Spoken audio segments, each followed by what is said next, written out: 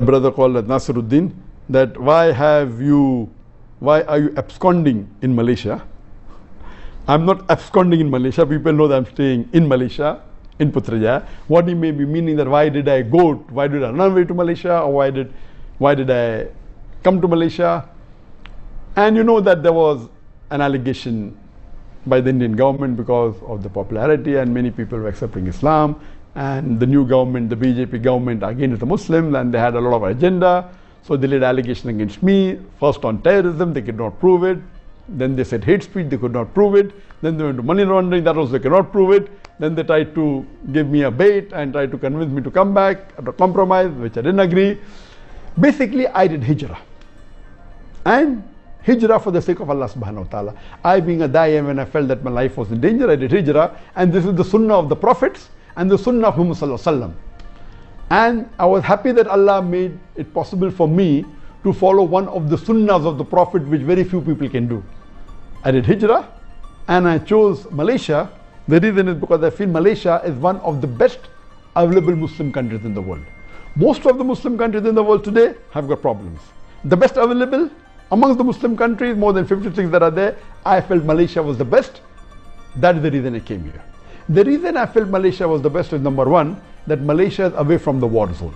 You know, many Muslim countries are in the war zone, especially in the Gulf region. You have war in Yemen, you have war in Syria. So this Malaysia is away from the war zone, number one. Number two, it's away from the wrong influence of the Western countries.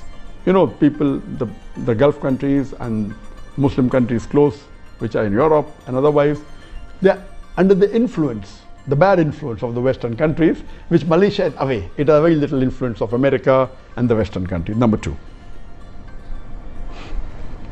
Number three, Malaysia is the country which has the strongest passport amongst the Muslim countries. A Malaysian can travel to 185 countries without any visa. This was, I checked up last couple of months back.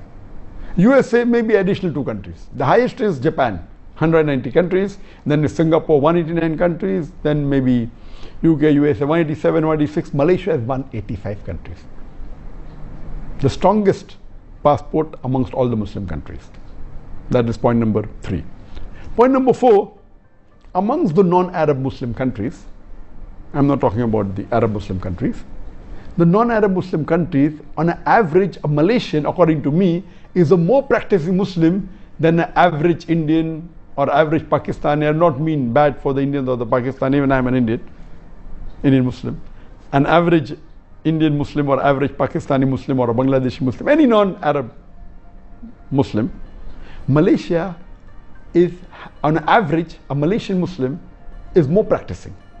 You have the percentage wise, if you see a survey that says that in India, the Muslim coming to the 5 times compulsory Sun mosque is just a minute percentage. In Malaysia, it's a high percentage. The people fasting is a high percentage. That's the reason, as compared to the other non-Arab Muslim countries, the practice of Islam is stronger. That's point number 4. Point number 5, that in Malaysia, the federal religion is Islam.